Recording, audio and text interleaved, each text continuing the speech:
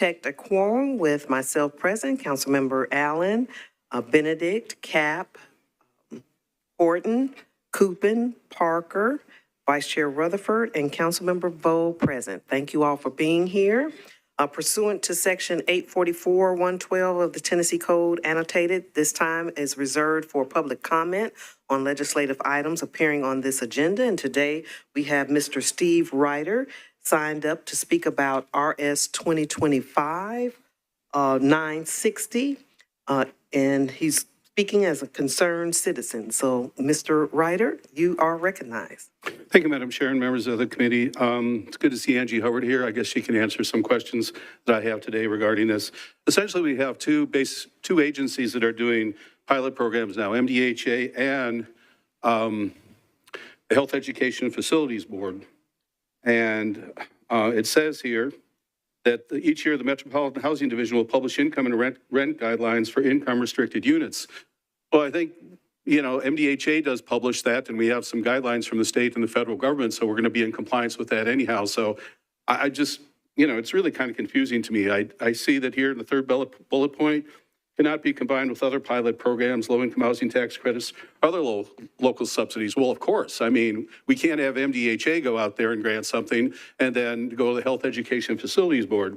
A problem that I have is that what all these incentives right now, we're just doing the minimum, which is 15 years. We should be striving to do better. We should be going for 20 to 30 years. 15, as I want to emphasize, is the bare minimum. We should be doing better than that if we're giving incentives. Also, it says the cap here for this program is going to be $3 million. I think MDHA's cap is probably $3 million. So just so you know, that's $6 million of tax abatement. I think it's confusing because I'm not sure everybody in the council understands that MDHA has a program along with the Health Education Facilities Board. And it's a little bit troubling that if I go out and get MDHA to do 20 years and this stays at 15 years, they're going to go where they can get the better deal. I would like to see them work together so we can get up to 20 or to 30 years. 15, like I say, is just the bare minimum. We can do better than that, and we should be doing better than that. Thank you very much. Thank you. All right, we do not have anyone else signed up to speak, so without objection, we will move into the agenda, starting with the consent agenda. I will read off the numbers, and if anything needs to be pulled off, please let me know.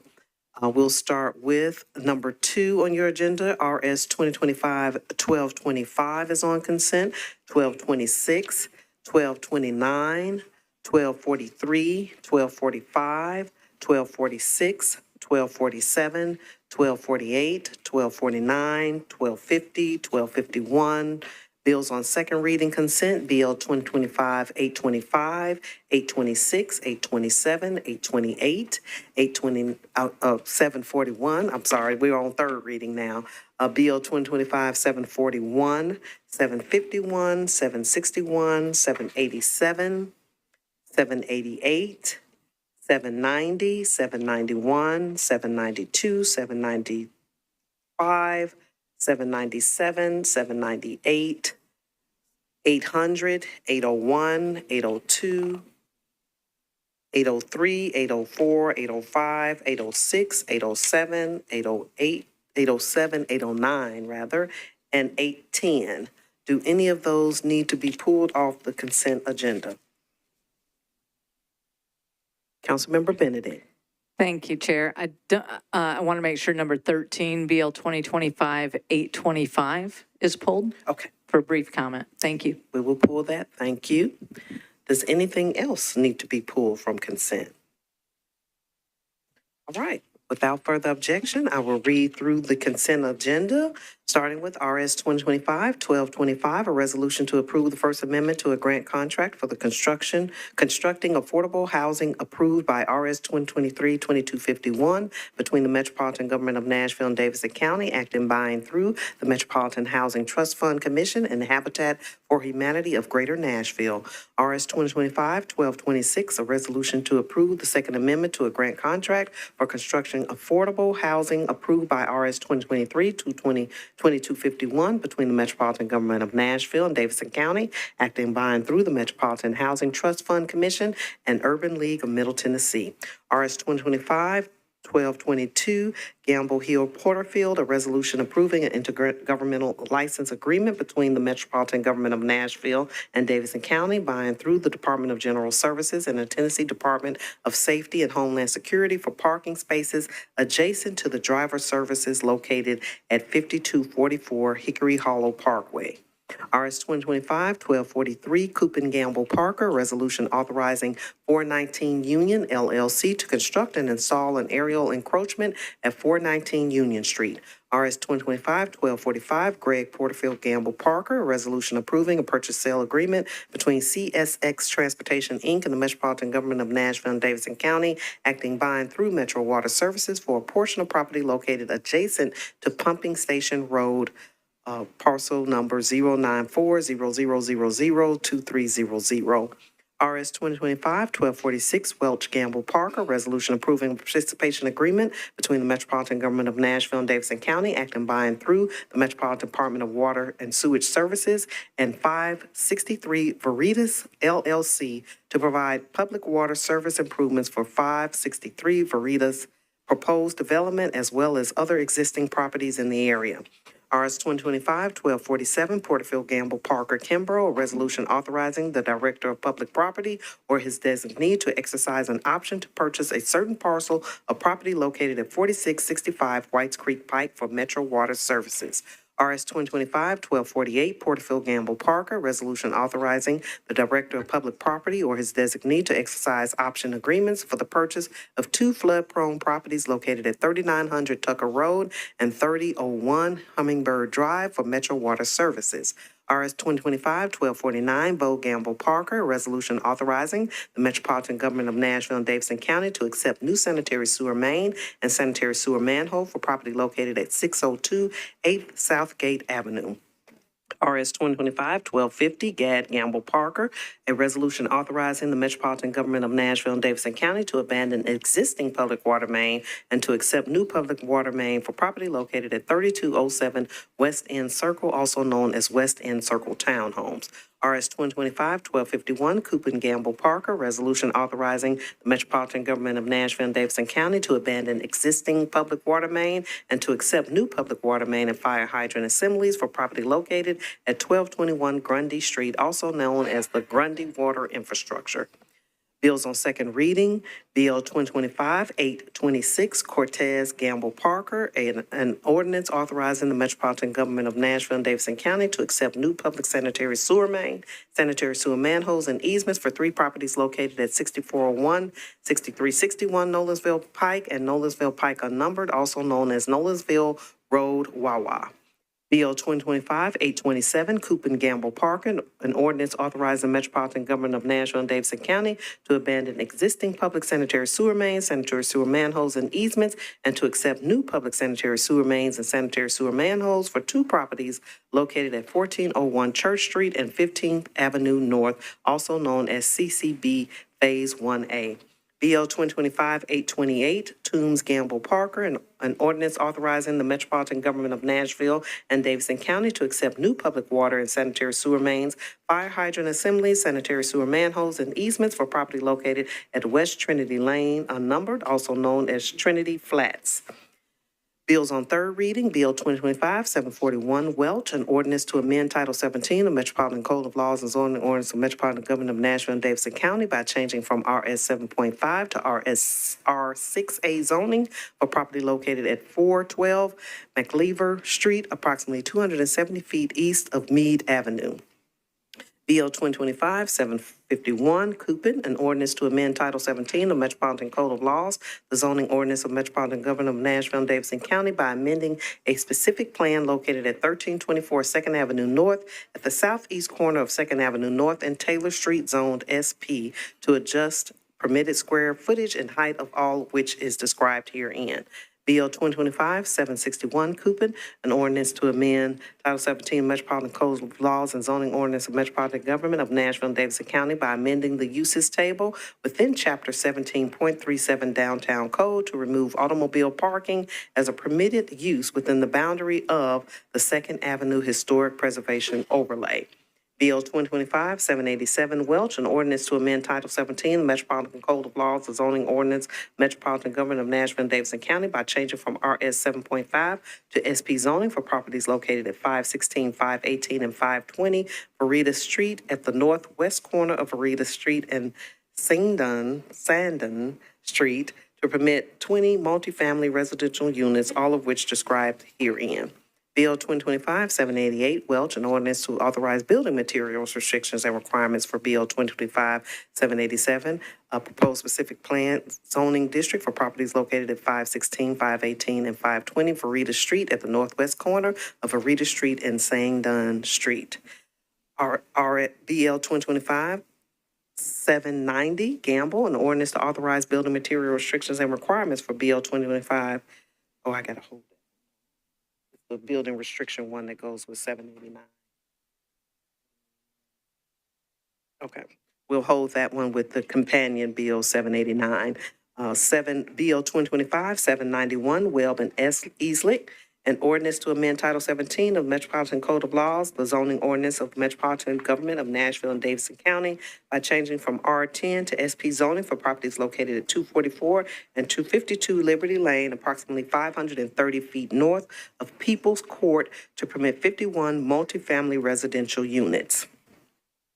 BL 2025-792, Webb Easlick, an ordinance to authorize building material restrictions and requirements for BL 2025-791, a proposed specific zoning plan for properties located at 244 and 252 Liberty Lane, approximately 530 feet north of People's Court.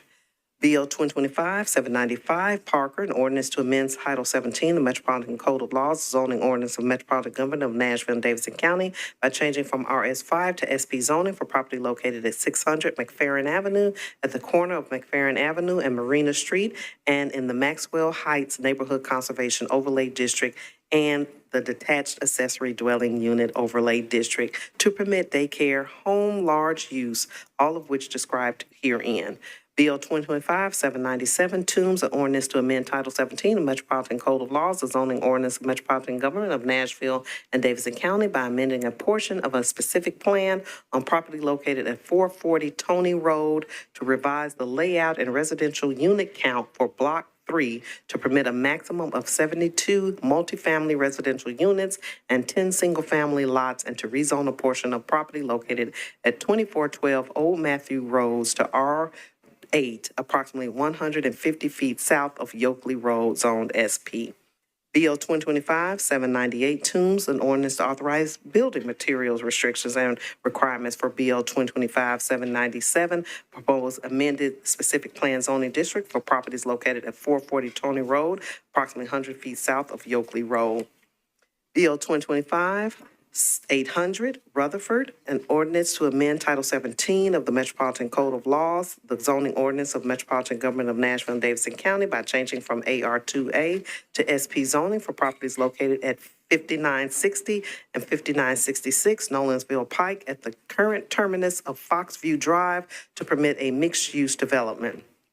BL 2025-801, Rutherford, an ordinance to authorize building material restrictions and requirements for BL 2025-800, a proposed specific plan zoning district for properties located at 5960 and 5966 Nolensville Pike.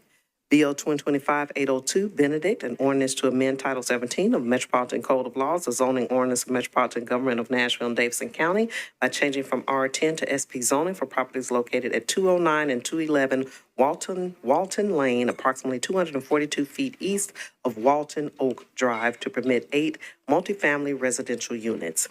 BL 2025-803, Benedict, an ordinance to authorize building material restrictions and requirements for BL 2025-802, proposed specific plan zoning district for properties located at 209 and 211 Walton Lane.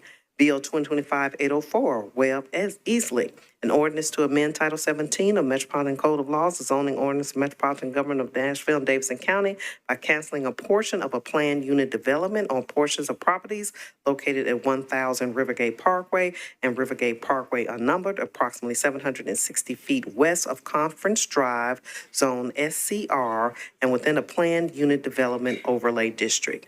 Bill 2025-805, Webb and Easley, an ordinance to amend Title 17 of Metropolitan Code of Zoning Ordinance of Metropolitan Government of Nashville and Davidson County by changing from SCR to SP zoning for portions of properties located at 1,000 Rivergate Parkway and Rivergate Parkway unnumbered, approximately 760 feet west of Conference Drive and located within a planned unit development overlay district.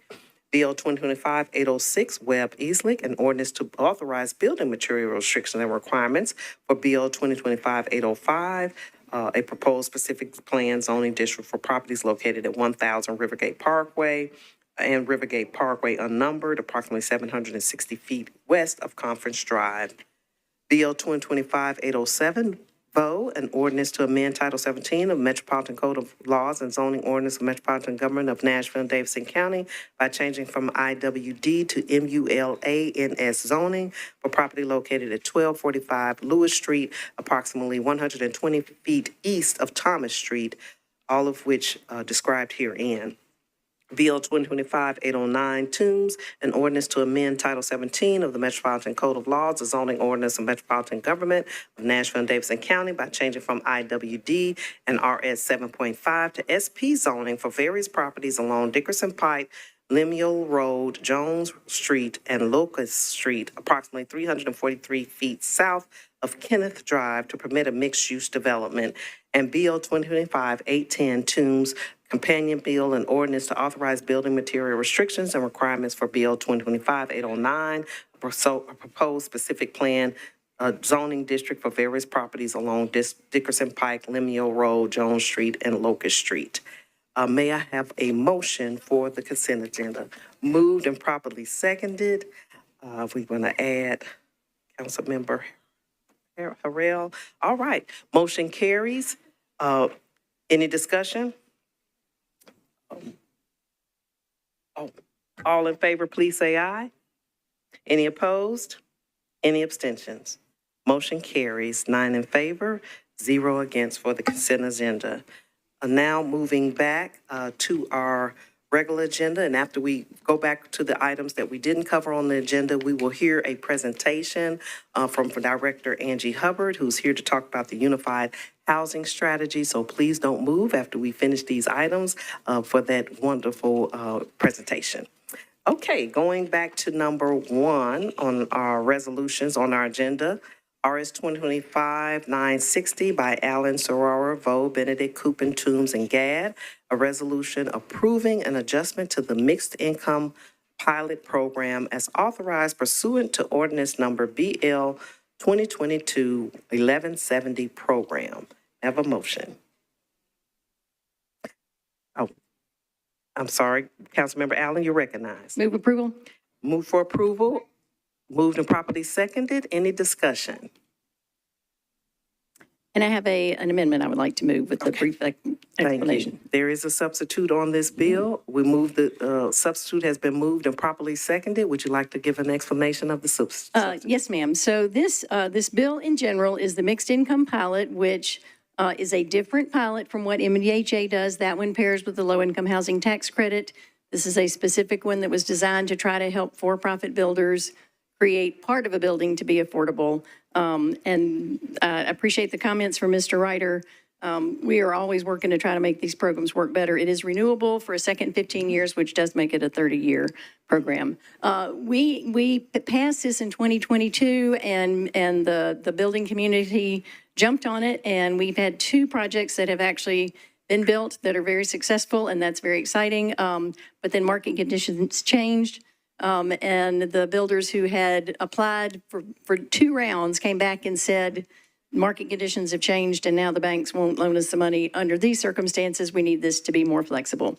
So the planning staff has worked with me very long and hard, and we have made 3 substantial changes. One is to change the abatement term from just 10 years to the full 15 years of affordability. One is to change it from a tiered type of calculation to a dynamic calculator based on some other cities that have done that.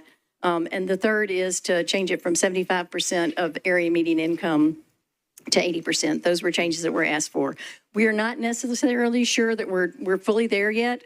So tomorrow on the council floor, I will probably defer it yet again so that we can continue working on it, but I don't want this committee to defer it because then I won't be able to talk about it. And so at this point, I would simply like to move the substitute and move for approval, and then I will continue to talk with Director Darby about all the parliamentary options that give me the time that I need to continue working on it. So with that, I move the substitute. Thank you so much for that very detailed explanation. As Councilmember Benedict, you're recognized. Thank you. Thank you, Chair, and thank you, Councilmember Allen, for bringing this. This is such a great program, and I'm really excited to change the criteria so that hopefully we can get more participation.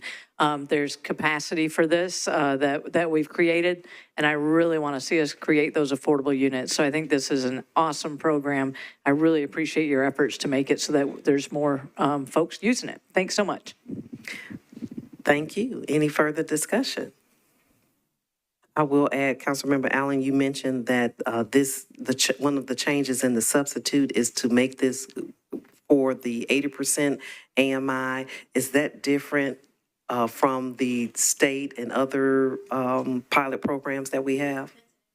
Oh, sorry. Go ahead. Excellent question. This one originally was included a 70% AMI level, and that is, it acknowledges the fact that our area median income is calculated based on a 10-county region, which sort of makes it higher than what Nashville, if we were Nashville specific, would be.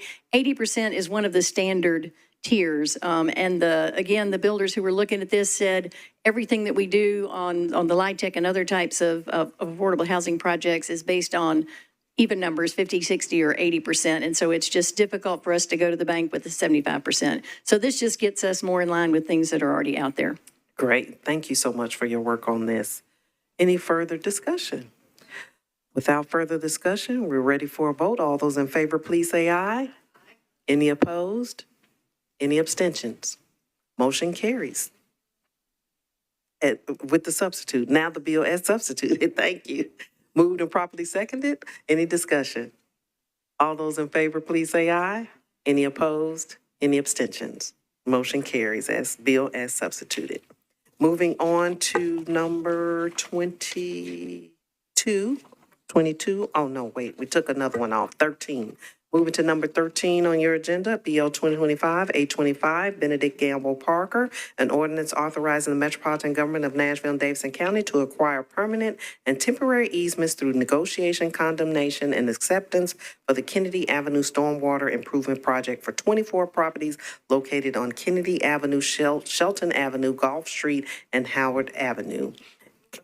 Councilmember Benedict, move for approval, properly seconded. You're on the bill. Thank you so much. So I just wanted to make sure that I mentioned this in the Transportation and Infrastructure Committee. This impacts 24 homes. The easements will run along the property lines, both to the side and to the rear of every impacted property.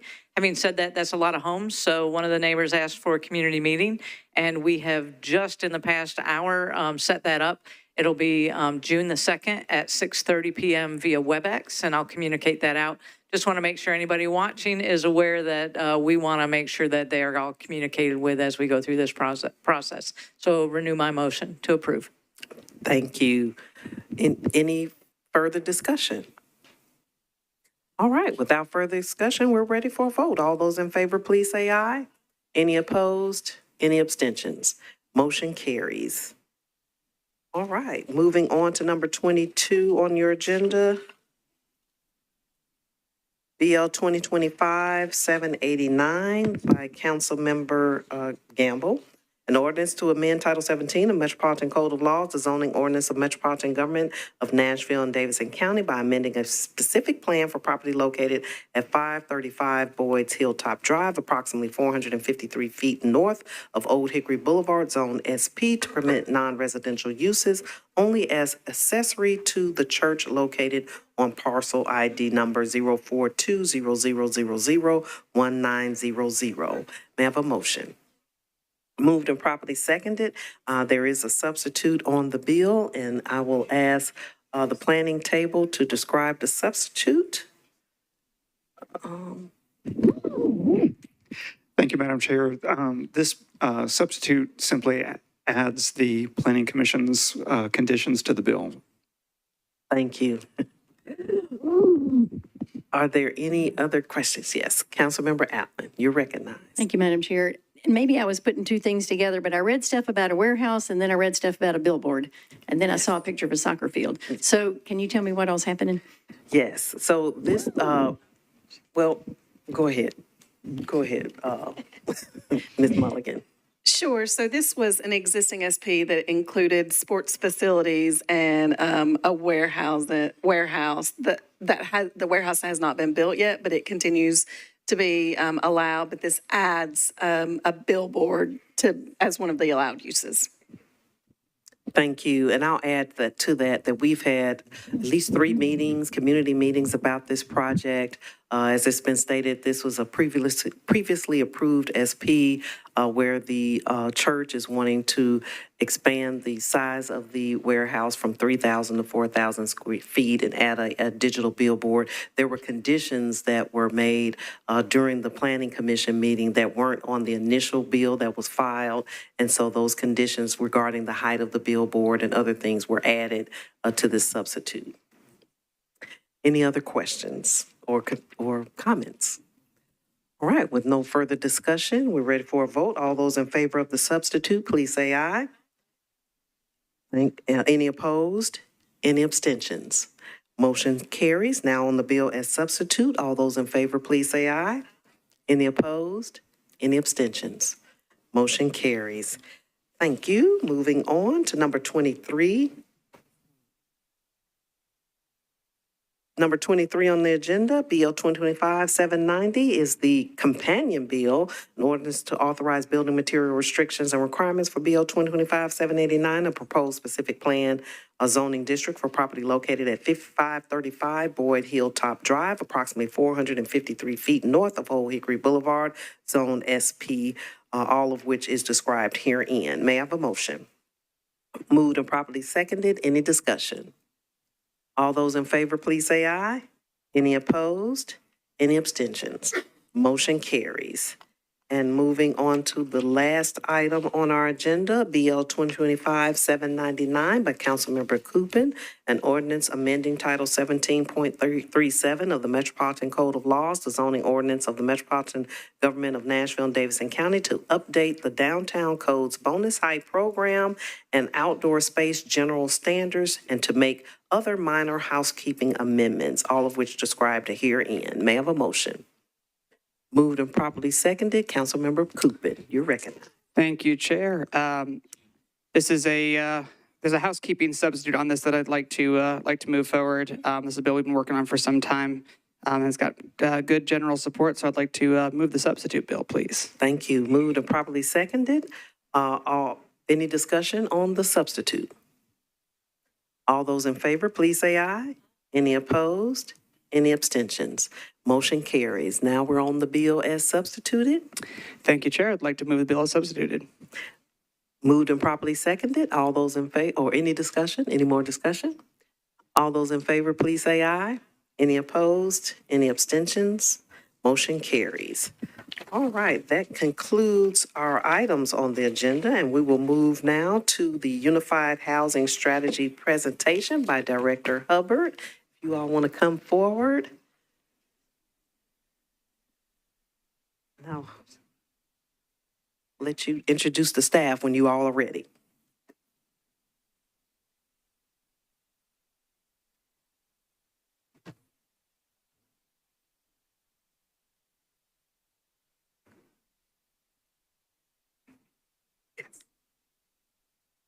let me make sure your mics are on. Wait a minute. Wait, okay. I think I have it now. Let me push it. Now it works. Okay. Thank you, Chair. Thank you for the opportunity to give us for the Unified Housing Strategy. We know there's another committee meeting next, and so we'll be cognizant of your time, but we do have some dense content to run through that will hopefully condense in a way that you get a good understanding of what the Unified Housing Strategy does for us and where we can go over the next 10 years. Next to me, I have Travis Miller. He's going to walk you through parts of the Unified Housing Strategy, and Hannah Davis, who will be also available to answer some specific questions. I can't go without acknowledging Casey Ensign, who is at home with her new baby, but she did a lot of the heavy lifting on the Unified Housing Strategy. So we're going to walk through the overview of the UHS. We're going to talk about what's affordable because that is always the question. So we want to make sure everyone understands the terms that we're using. Travis will walk you through the key findings, how much housing we need, an overview of our strategies and actions. We have 7 strategies and over 40 actions, so we're mindful of your time and we won't walk through each one, but we will give you an overview of what's in each strategy, how we're going to move forward on implementation, and then how you, members of your community, stakeholders can provide feedback on the version of the Unified Housing Strategy that's released. So first, I want to just start out what we mean by Unified Housing Strategy, and this is a collective call to ownership. If you've looked at the document, and you'll hear us talk about this throughout, is we have a big, complex crisis that Metro cannot solve alone. We don't have the resources, and there is not a single tool. For us to move the needle on housing, we need everyone who thinks and says that we have a housing affordability or a housing security issue in Nashville needs to be part of this solution. This is aligning our ecosystem and resources.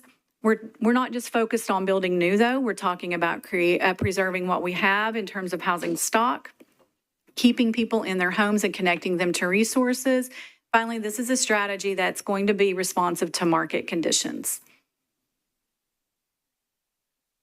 So the Unified Housing Strategy is laid out with several different parts, and these are all links on our website. We have an executive summary that, for what 14 pages can summarize, that's about how long the executive summary is if you don't want to dive into all 200 pages, but it does give that list of strategies and actions as well as our key findings. The full UHS is on our website. There are various components of that. We have a separate 10-year implementation plan, and that is going to guide us. That's going to be our roadmap over the next 2 years. It lists every strategy and action, who the lead agencies are, key partners, both in the public and the private sector. We actually have some actions that need to be led by the private sector and not the public sector. The level of resources needed, the time frame to really execute on these, because some are really long-term, some can be more immediate wins. And then every year before the beginning of a new fiscal year, we'll publish annual policy priorities that will be based on the funding that we get appropriated by council at each budget. I do want to pause here because there are, and some of you might be attending later, a meeting on another study that's happening, the Housing and Infrastructure Study. We just want to make sure everyone understands the difference between these studies. Greg Claxton, you've seen him speak on housing and infrastructure. That's a regulatory document. That does speak to the land use and zoning piece. It also is looking at infrastructure that we're needing. So if you think of that one as like a general practitioner looking to diagnose what a healthy city needs in their housing, that's what Greg's document does. Part of that diagnosis means that we have an acute affordability issue, and that's where we come in with our tools and programs through the Unified Housing Strategy. We do talk about the need to open up supply because we really can't create the housing that we need without that, but we really refer to the Housing and Infrastructure Study for that regulatory piece. Concurrently, MDHA, who administers federal programs on behalf of the city for the Community Development Block Grant, the Home Program, Emergency Solutions Grant for homelessness, and housing opportunities for persons with AIDS. This is the federal appropriations. They have their action plan out right now and are doing community engagement. So we want everyone to understand that it could be confusing when lots of things are out, but it gives us an opportunity to align everything too. And as we go through our UHS year to year, hopefully we can see more and more of this alignment, less confusion, and be really tight and coordinated on our engagement.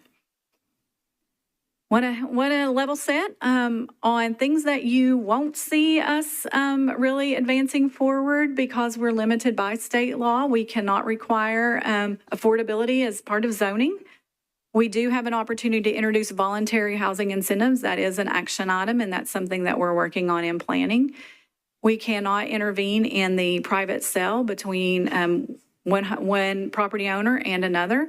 We cannot establish rent control in privately managed apartments. So if we've got local incentives, we can make some rules, but outside of having local incentives, we cannot make any rent control policies. And then we aren't really great in the state for tenant protections outside of what we can perhaps introduce and require is, again, a part of Metro incentives and what can be allowed under any federal programs too. So we have to use a lot of carrots to create the affordability and the housing security that we want to see in Nashville. So what is affordable? That's the question of the every single day, I feel like, and everyone has a different definition, and there's a reason why. I mean, we've got three that floats around right now without other people's interpretations, but the state of Tennessee or Nashville has defined affordable housing and workforce housing. HUD has its own definition, but how we use it when our team is speaking and all of the work that we do, we are specifically talking about housing that is income restricted to households at 80% of our area median income. Next slide. So you're not going to hear us talk about separate workforce housing because to be quite honest, housing is a workforce issue.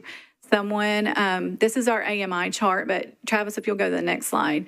Someone making full-time minimum wage is making an income less than 30% of our area median income, and they can afford about $550 a month in housing costs. And this is our 2024 numbers. I just released 2025. We'll be updating that, but this was the table and the information we have in our UHS. If you'll go back though, Travis, you can see where our AMIs fell in 2024. They've gone up across the board for 2025, and we'll have that updated. But you can see some of the comparable hourly rates and jobs associated, and this for a one-person example. So you can see a good part of the occupations that make our city work are at that 60% or below area median income.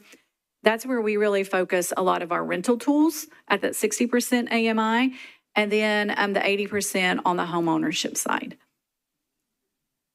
Okay, so I'm going to turn it over to Travis, who's going to walk you through the key findings. Thank you, Angie, for teeing us up there. I will start us off here with the key findings that we found when we were doing an analysis of our housing market and of our housing data, as well as looking at all of the community engagement that we had done in the summer of 2024. And so 6 key themes really came to light. First, an increased housing demand, a lack of housing affordability, a lack of housing choice, an inaccessibility of home ownership, the risk of housing loss, and the difficulty of navigating programs and resources. So I'll go in a little bit more depth here on these following slides on these 6 themes. To kick things off with an increased housing demand, you and I both know people want to live in Nashville. Nashville has a strong economy with plentiful job opportunities that attract many new residents here into Nashville. But there is also another phenomenon happening here in Nashville where household sizes are at an all-time low. And so if you look at the sheer number of people living in Nashville and then look at the number of households that are made up of those people, we're seeing more households looking for housing units than before. And we can't talk about demand without also talking about supply. And so we've seen an overall drop in housing production following the 2008 recession, and that constrained housing supply across all income levels, but specifically for housing that's affordable to those earning at or below 60% of the area median income, we see a very constrained supply issue there. And we do also want to note some other drivers of market change, which would be short-term rental properties and large investor purchases. While these are important and have localized impacts, Our data suggests that these aren't the main drivers of housing and market change here in Nashville, but we did want to bring those up as well. I really want to talk about housing supply. As you can see on this chart here, at both lower than 30% AMI and above 100% AMI, there is a mismatch in the supply of units that are affordable to those renters or owners. And we can see also in 30 to 60% AMI and 60 to 80% AMI, a shift happening where units that were affordable to those earning 30 to 60% of the area median income have started to drop following 2012 there, while units affordable to those at 60 to 80% of the AMI are increasing at that same time, showing that potentially those units are getting priced up and becoming less affordable to those at 30 to 60 and becoming affordable and being increasingly increased in their rent and ownership costs. Following our increased housing demand, we also see a lack of housing affordability as rising housing costs for both rentals and homeownership costs are increasingly out of reach for many of our low and moderate income residents, leading many to making difficult trade-offs where they have to face between their housing costs and other essentials like food or healthcare. And we see that housing costs have grown faster than the median household income over the past 5 years. And you can see on this graph what an affordable rent to our median renter is and what an affordable rent to our median household without a college degree is. And that's lower than what our average rent is by quite a bit, showing that there is an affordability issue. Related to affordability is the phenomenon of cost burden. So a household is considered cost burden if they're spending more than 30% of their gross monthly income on housing. And we can see that both renters and homeowners struggle with becoming cost burden. We do see that it is a bigger issue on our renters here in Nashville. And if we look at our single parent households, 74% of single parent renters are cost burden. And looking at our communities of color, 54% of Black renters and 52% of Hispanic renters are cost burden compared to 47% of white renters. And this is also seen when we're looking at homeownership costs as well, with Hispanic homeowners having an increased or higher cost burden rate at 29% than their Black and white homeowner counterparts. An interesting story that came up at one of our community listening sessions hosted by AgeWell with our older adult population looked at the difficult decisions that an older adult is making when they're taking care of a younger child, when they're on Social Security or some other fixed income, and how the affordability issues are really hurting not only themselves, but the child that they care for as well. Related to a lack of affordability is a lack of housing choice. And so I'll start with a quick quote that we heard from a community member that said, "I would like to continue to live in Nashville, but the cost of housing and other necessities has me considering moving to another county, which would increase my commute time and gas expenses." And that's what we call driving until you qualify. And it's just another example of making those difficult decisions between your housing and where you have to spend the rest of your money. And speaking of housing affordability, we saw in our listening sessions an overwhelming focus on affordability as the only driving factor when looking for housing needs or housing wants, showing that the affordability issue is so hard on some of our residents that they are forced to overlook other important factors when they're looking for their housing. And this is also complicated when we're looking at our vulnerable populations, specifically our justice-impacted individuals who have an increased barrier to housing entry due to crime being on their record and landlords immediately rejecting them or them having a harder time finding somewhere that would allow them to live there, forcing them to sometimes live in substandard conditions because it's the only thing they can find. And speaking of substandard conditions, this is something that other renters fear as well. When they don't have the choice to look for a different option, they're stuck in the housing option that's affordable to them, and that stops them from making complaints or making requests for things to get fixed out of fear of retaliation and being forced to look for those housing options again.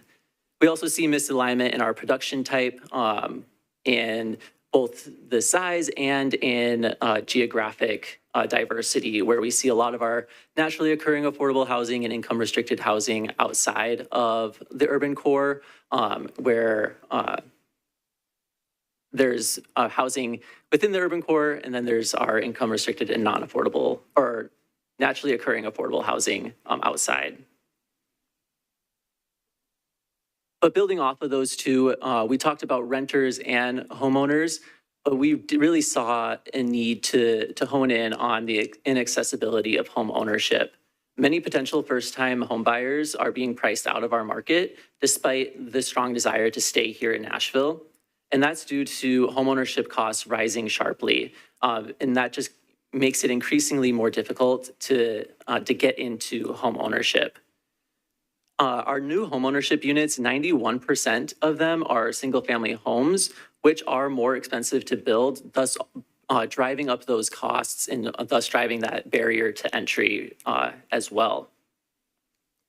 And another related story from a community listening session comes from an older adult who is looking to downsize. They want a housing option that is more in line with their needs at their current stage in life. But the high cost of relocation and current housing prices is making them feel stuck in their home that doesn't fit the needs that they have. And we also see this in the data, where home values in Davidson County have risen 40% since 2019, while incomes have only grown by roughly 19%. And the average home value, which is $421,722, exceeds what's affordable to our median households at what we see is around a $90,000 affordability gap, and that's just for that median household. And related to a lack of housing choice comes with an inaccessibility of home ownership, where as of May of 2024, only 350 homes were listed for sale that are affordable to our median household in Davidson County. And we have to talk about disparities in home ownership access as well, where we see, even after controlling for income, white borrowers having a 72% mortgage origination rate compared to 56% for Black borrowers, showing that almost half of Black borrowers that are going to borrow for a home are being denied that opportunity. And we also see that difference in our maximum affordable home value and median home values as well. And then we've talked a lot about the options out there and how to get into housing, but for people that already have housing, there's still a risk of losing that housing, where both homeowners and renters shared that they're increasingly worried about losing their homes due to either rising rental costs or rising property values in their neighborhood. And we see this in the data as well, as eviction filings have increased by 45% compared to pre-pandemic levels, with the highest rate recorded in February at 1,478 filings. And these maps here on this screen come from a market value analysis done by the Reinvestment Fund, where they took a look at the county and showed where which parts of the county have the highest displacement risk ratio or the highest risk of displacement and the highest displacement risk areas. And we can see in that kind of dark green color in our northern part of the county and northern part of Nashville and kind of south and southeastern part of Nashville with our highest pressure for displacement. And then finally, on the key findings comes the difficulty navigating programs and resources. So programs are difficult to navigate with no one-stop shop to go to find what you need. And this is something that both residents and service providers shared, thus making the problem even more astounding. And there's also a limited awareness of available resources. If resources are difficult to navigate, finding them is also hard as well. And many residents were unaware of the programs out there, such as emergency rental assistance, property tax freezes, or the eviction right to counsel program.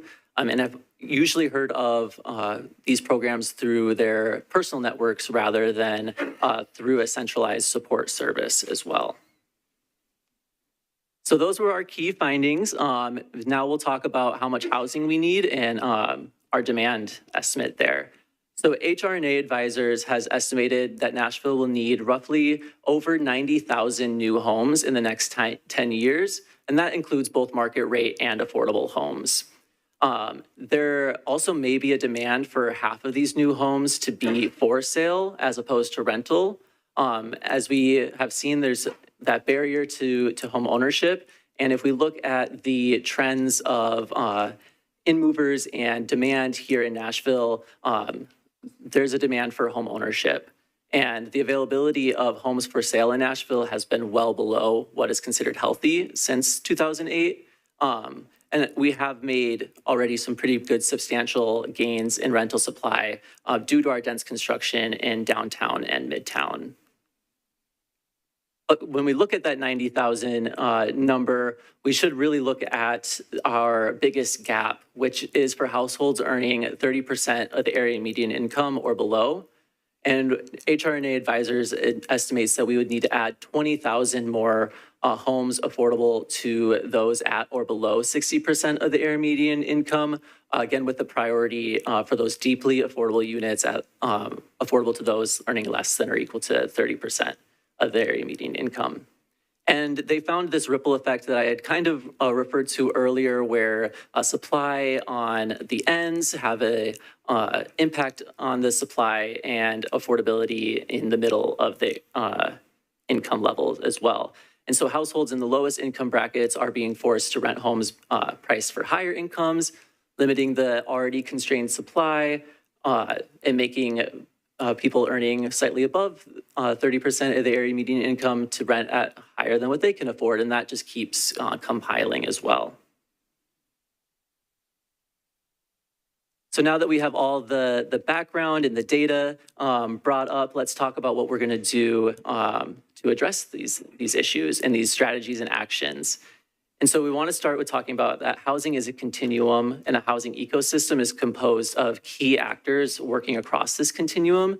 And a strong housing ecosystem has the resources and tools necessary to play their part and serve Nashvillians throughout their entire housing experience. So this includes Metro, but the success of our continuum requires private, nonprofit, and philanthropic support to provide the supply of affordable housing and market rate housing, as well as the supportive services needed.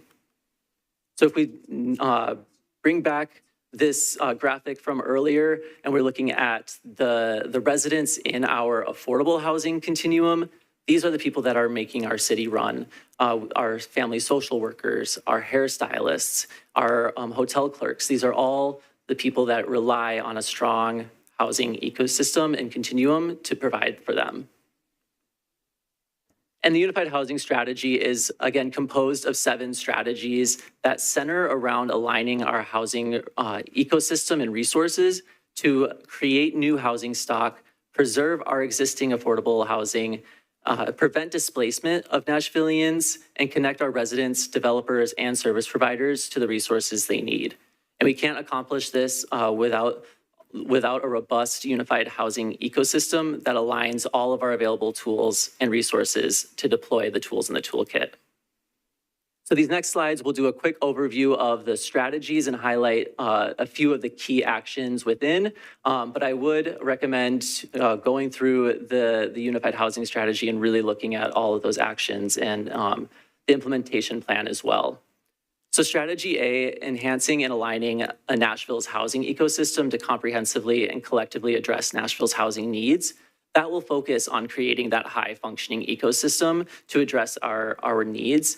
And a few key actions include creating a position in the mayor's office to provide executive level coordination, ensuring the operating and capital spending plan appropriations related to housing and homelessness further the strategies and actions of the Unified Housing Strategy and support strong housing and service delivery, while also expanding our city's capacity to lead housing initiatives.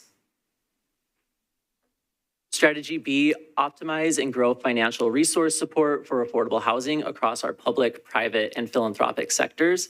So this will focus on expanding and diversifying our funding and other resources to support our affordable housing initiatives. Key actions include maximizing the use of our existing tools, such as the Barnes Fund, building stronger partnerships with our philanthropic and corporate sectors, establishing strong underwriting capacity, and building and supporting partnerships with institutional landholders, such as faith-based institutions, and making affordable housing a threshold eligibility requirement to access tax increment financing and pilot agreements or payment in lieu of taxes for residential and mixed-use projects. Strategy C, create a range of new and affordable housing choices for all Nashvillians as appropriate across the county. This will focus on increasing our overall housing supply, again with that strong emphasis on affordable rental options for low to moderate income residents.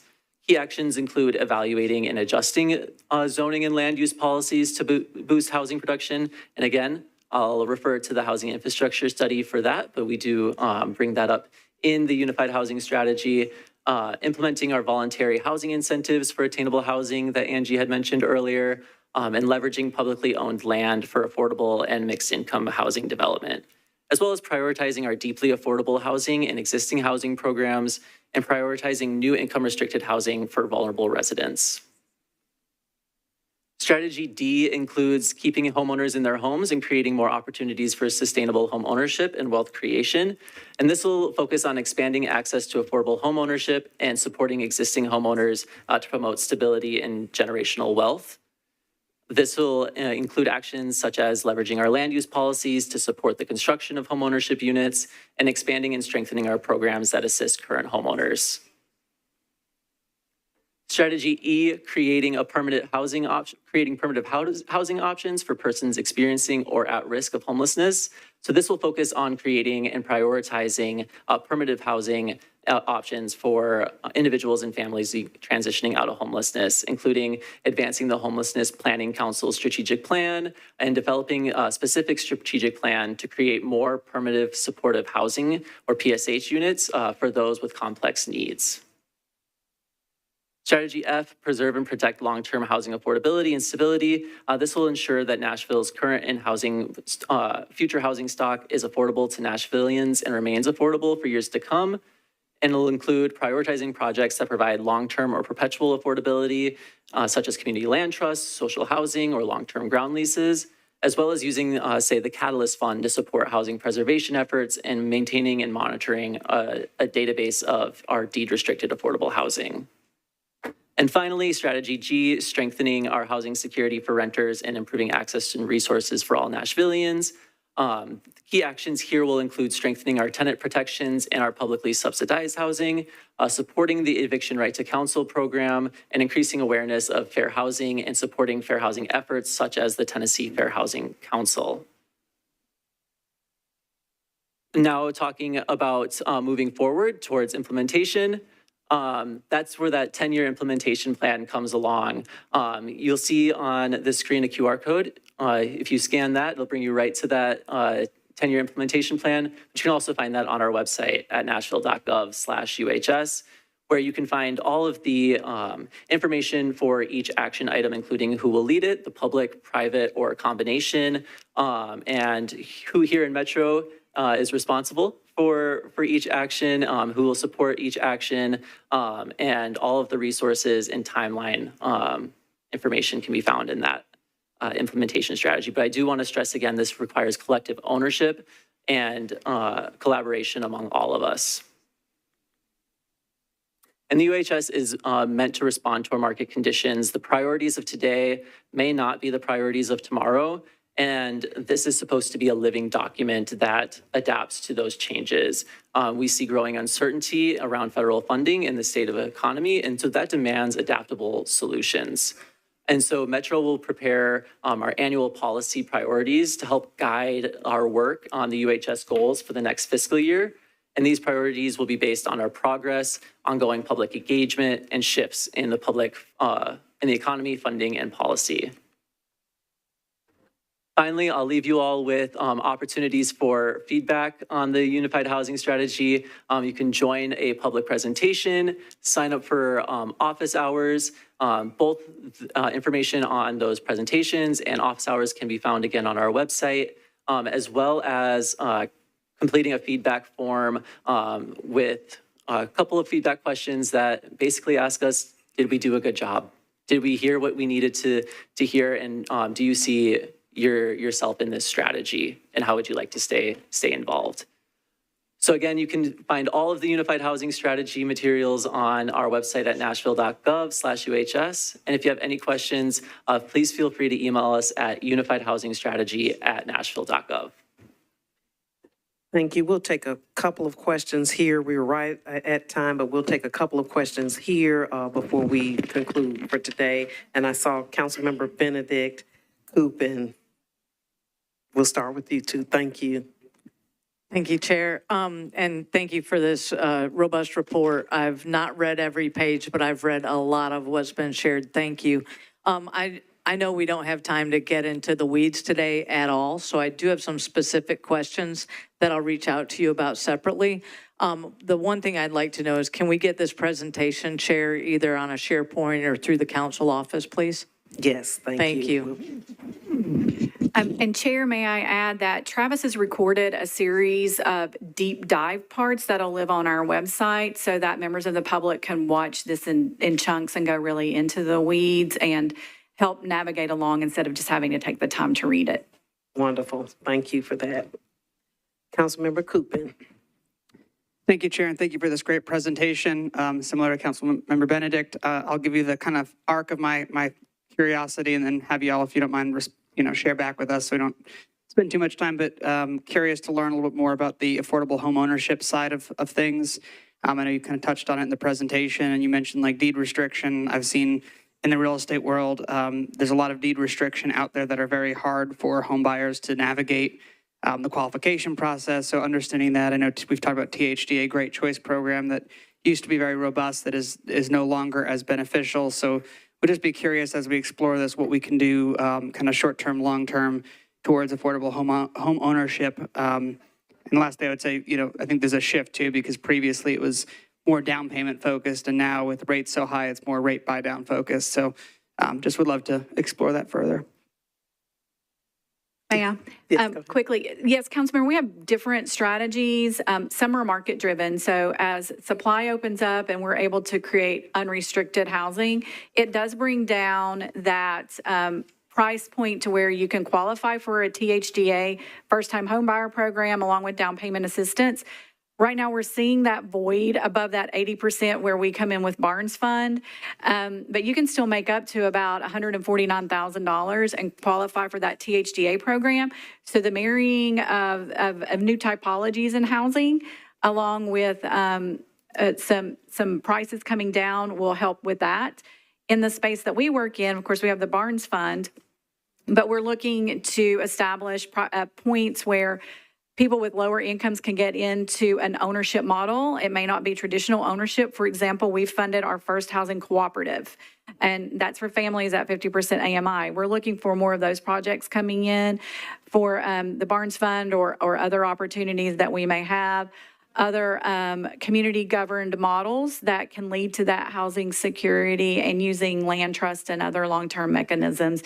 And one of the things that we will look to make policy changes on is anything with ownership in it would require pre and post counseling. And it's not just post counseling after you've closed, but annually to remind folks, you got in here on an affordable sell price. It has to stay this way when you sell it, even though it might have appreciated some, and you can get some of that equity out of it. But just reminding folks what that means in the type of housing that they live in. We want to empower people on the decisions that they're making before they go in and while they're a homeowner. Thank you. All right, it looks like there are no more questions. I appreciate you all for your attentiveness to this presentation and the respect of our time. And if you have further questions, then please reach out and we will share the presentation and any other information with the Planning Committee as well as the full council.